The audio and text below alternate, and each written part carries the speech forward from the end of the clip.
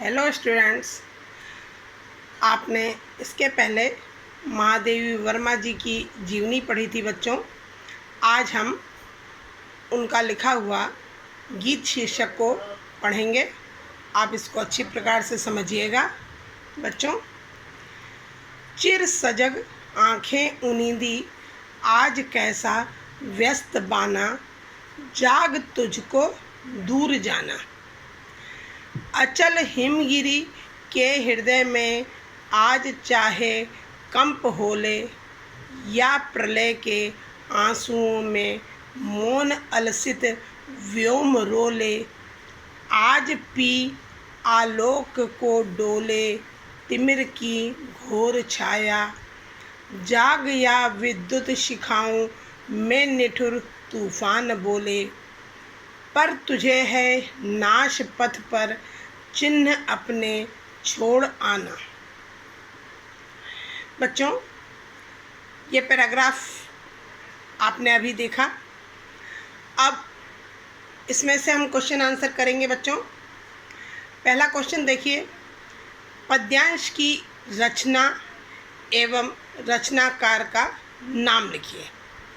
तो पद्यांश की रचना आप क्या लिखेंगे? रचना क्या है? महादेवी वर्मा जी की लिखी हुई गीत शीर्षक है। रचनाकार का नाम क्या है? महादेवी वर्मा। और आपसे उपर्युक्त पद्यांश का संदर्भ भी कभी कभी पूछा जाता है, तो आप संदर्भ क्या लिखेंगे कि प्रस्तुत पद्यांश श्रीमती महादेवी वर्मा जी द्वारा लिखित सांध्य गीत काव्य संग्रह से हमारी हिंदी की पाठ्य पुस्तक के काव्य भाग में संकलित गीत शीर्षक से उद्धृत है। सेकंड क्वेश्चन है आपका, रेखांकित अंश की व्याख्या कीजिए।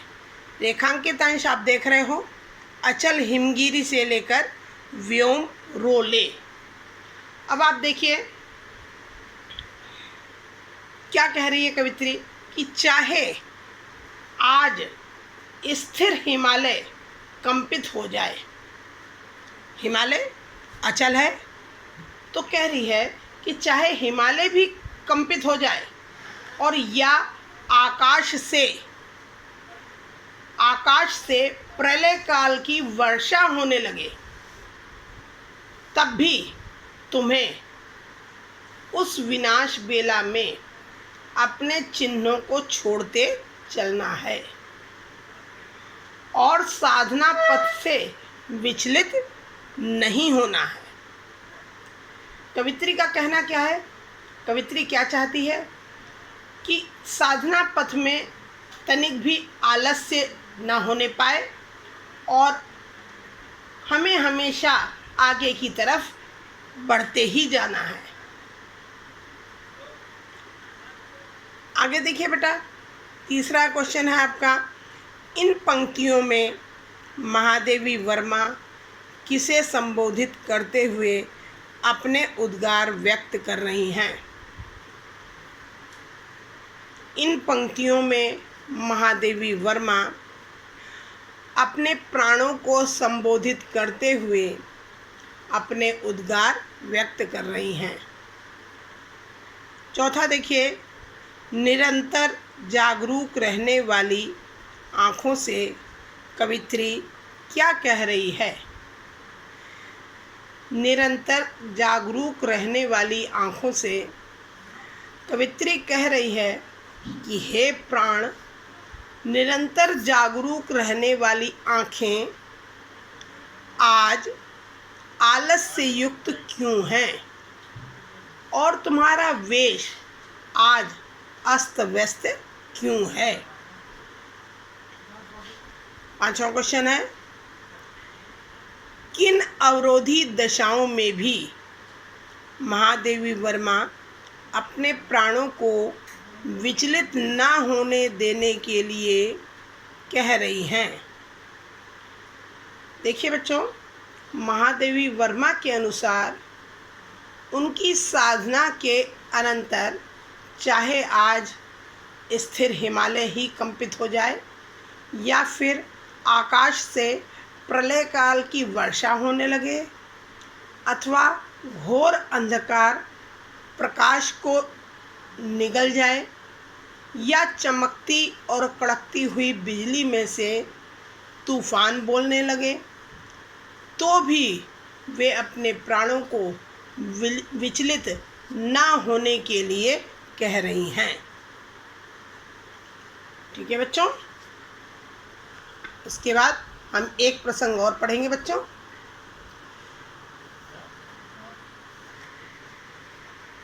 और होंगे नयन सूखे, तिल बुझे ओ पलक रूखे, आर्द्र चितवन में यहाँ शत विद्युतों में दीप खेला। पहला क्वेश्चन देखिएगा, पद्यांश की रचना एवं रचनाकार का नाम लिखिए।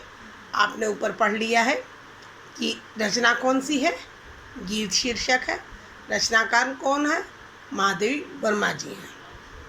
पद्यांश का संदर्भ लिखना है, ऊपर मैंने आपको बताया है, उसी तरह आप संदर्भ भी लिखेंगे। अब है आगे रेखांकित अंश की व्याख्या कीजिए। रेखांकित अंश आपका ये 2 लाइन, आर्द्र चितवन में यहाँ शत विद्युतों में दीप खेला। अब इसकी व्याख्या क्या कहती है कवित्री कि कष्टों के आने पर भी मेरी चितवन आर्द्र बनी रहेगी, यानी चितवन में आर्द्रता बनी रहेगी, गीलापन बना रहेगा, क्योंकि मेरे जीवन दीप ने सैकड़ों विद्युतों में भी खेलना सीखा है, सैकड़ों बिजलियों में भी खेलना सीखा है। विद्युत में बिजली, अर्थात कष्टों से घबराकर पीछे हट जाना मेरे जीवन दीप का स्वभाव नहीं है। मैं हर कठिन परिस्थिति में भी आगे बढ़ना जानती हूँ। तीसरा क्वेश्चन है, इन पंक्तियों में कवित्री किसकी कठिनाइयों का विवरण प्रस्तुत करते हुए अपने भाव व्यक्त कर रही है? इन पंक्तियों में कवित्री साधना के अपरिचित पथ की कठिनाइयों का विवरण प्रस्तुत करती हुई अपने भाव व्यक्त कर रही है। चौथा प्रश्न है आपका, अपनी छाया और आँखों के संदर्भ में कवित्री क्या कह रही है? अपनी छाया और आँखों के संबंध में कवित्री कह रही है कि मेरी छाया आज मुझे भले ही अमावस्या की रात्रि के गहन अंधकार के समान घेर ले, और मेरी काजल लगी आँखें भले ही बादल के समान आंसुओं की वर्षा करने लगे, फिर भी मैं चिंतित नहीं होंगी, मैं चिंता नहीं करूंगी। और लास्ट क्वेश्चन है बच्चों, और होंगे नयन सूखे। यहाँ इन शब्दों का प्रयोग किस संदर्भ में किया गया है? और होंगे नयन सूखे पंक्ति का आशय है कि कठिनाइयों को देखकर जो आँखें सूख जाती हैं, जिन आँखों के तिल बुझ जाते हैं और जिन आँखों की पलकें रूखी सूखी हो जाती हैं, वे कोई और ही आँखें होंगी, वह मेरी आँख कदापि नहीं हो सकती। मैं कठिनाइयों में कभी भी घबराने वाली नहीं हूँ, मैं हर परिस्थिति में आगे बढ़ना जानती हूँ। बच्चों, मुझे उम्मीद है आपको समझ में आ गया होगा। अगर ना समझ में आया हो तो आप मुझसे पूछ सकते हैं।